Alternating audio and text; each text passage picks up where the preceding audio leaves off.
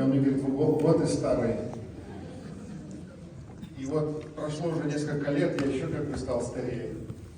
Что как-то внутри, хочется быть молодым, чтобы пришлось бороду постричь, чтобы как-то, чуть-чуть молодее стать. Детки, можно спросить, кто здесь по годам, сколько лет, кому самый старший? 10 лет. 11. И кому 12. Кто-нибудь из вас можете пройти, помощь нужна будет ваша. Кто-то один, давай ты будешь, пока тут присядь. И кто самый маленький еще? Кому 3 года? Тебе? Ну давай, проходи. Вот 2 года. Вчера было 2 года. Там надо будет кое-что подержать, если сможет. И кто-нибудь еще среднего роста. Кто-нибудь, кто хочет. Давай, проходи.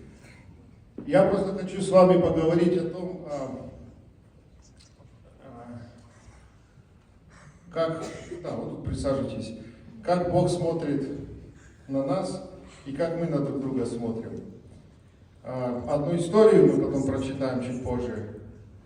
Я принес с собой такие, сделал дома веревочки, чтобы мы наглядно могли увидеть. Мне когда было 8 лет, я вот на евангелизации одной видел этот пример, и мне он так запомнился на долгие годы. Кто у нас самый старший? Ты. Значит, тебе самый длинный, тебе средний и тебе самую коротенькую. Давай, возьму пока, покажу. Детки, вот если мы на друг друга смотрим, вот маленькая веревочка, если мы нас сравниваем с друг другом, что у вас первые мысли приходят, когда вы видите человека, и вот маленькая веревочка, если мы сравниваем.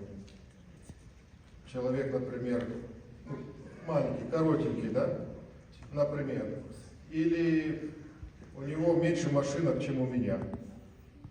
Он уже как бы меньше меня, мне с ним не так интересно. Или у него там нос немножко шире, чем мой, и он уже в такой категории, где я уже его как бы вот поставил уровень ниже себя. Еще подскажите, вас в школе бывали, обижали? Никогда? Меня обижали, были разные случаи, где и фамилии касалось, и много чего касалось. Там обижали, да? Ты не так одеваешься, у тебя вот там кроссовки не такие красивые, как у меня. И попадаешь в категорию вот таких вот, на, держи. Скажем, как самая ступенька низшая, да? Вот потом чуть другой размер, чуть выше, средняя. Здесь мы говорим, у тебя уже побольше игрушек, как у меня почти, да? Я с тобой буду больше дружить, мне с тобой интересно. Или там, скажем, не то, что интересно, буду с тобой уже играться. Или у тебя уже причем, ты уже постригаешься в парикмахерской где-то, да, и как получаешь, нормально. Такой средний авторитет. Что еще можно сказать?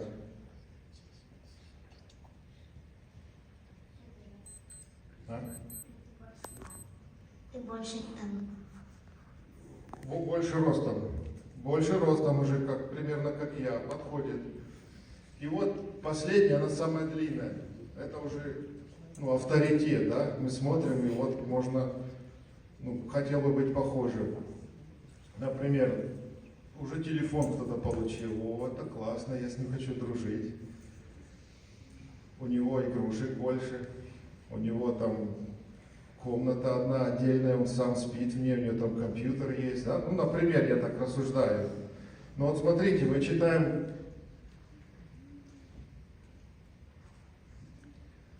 Евангелие от Луки, там записана такая история небольшая об одном человеке, 19 глава.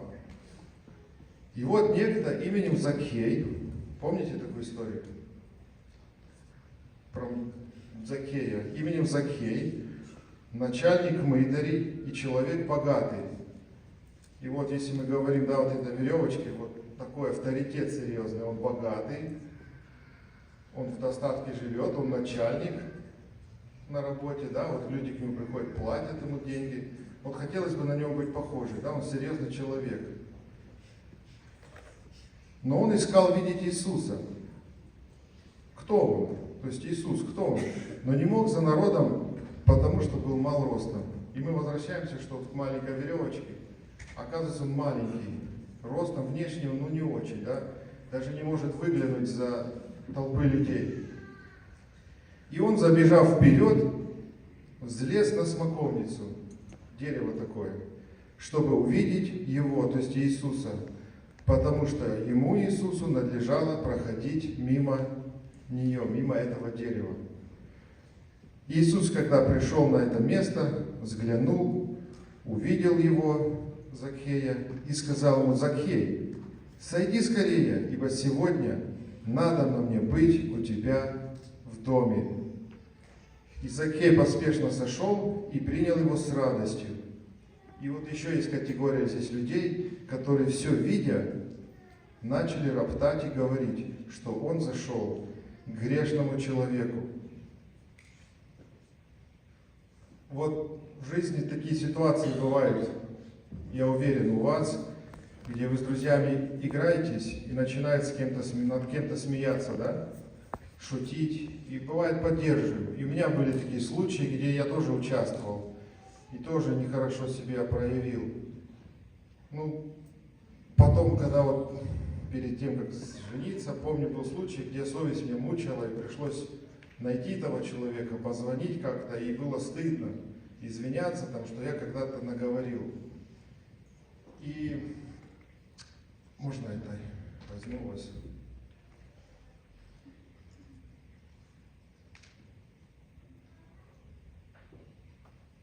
Так вот, мы смотрим на людей, мы каждого видим по-разному. Мы на кого-то смотрим, он, да, поменьше, кто-то средний, да, кто-то побольше, как авторитет. И вот в этой истории Закхей, он получается по богатству, он самый, авторитет, да, мы хотели быть похожи. И работа хорошая, и получает ним богатый он, то есть у него, наверное, и дом хороший, и прислуги, скорее всего, есть. То есть ему хорошо, хотелось бы похожим. Но мы видим, что некоторые люди говорят, что он был маленький ростом. И когда к нему Иисус пришел, они говорят: как так, он же грешник.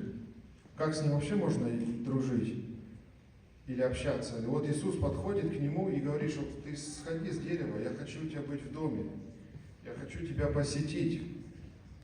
И вот смотрите, нас Иисус каждого сотворил по образу и подобию своему. Мы читаем Бытие, каждого из нас отдельно он, это отдельная личность. Неважно, какого ты роста. Вот он нас берет, сейчас пока без микрофона, и он нас выстраивает всех в одну линию. Сергея, Мишу выстраивает, Таню, всех, да, всех нас выстраивает в одну линию. И когда Бог на нас смотрит, то мы для Него все одинаковые. Мы для Него все одинаковые совершенно. Неважно, какой у тебя рост, неважно, какой цвет глаз, какой у тебя нос и так дальше. Бог вот видит тебя и говорит: я хочу к тебе прийти, я хочу в твое сердце зайти, я хочу быть в доме твоем, я хочу общаться с тобой. И пожелание, чтобы мы с вами вот это помнили, да, что наш взгляд, он чуть другой.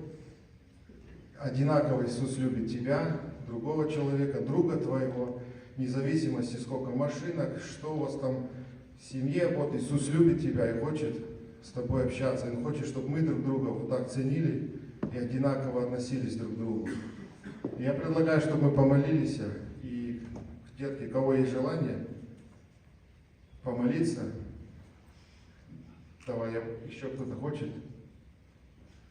Проходите вперед, кто будет молиться, и я потом закончу вместе с вами. А мы тоже встанем, будем молиться.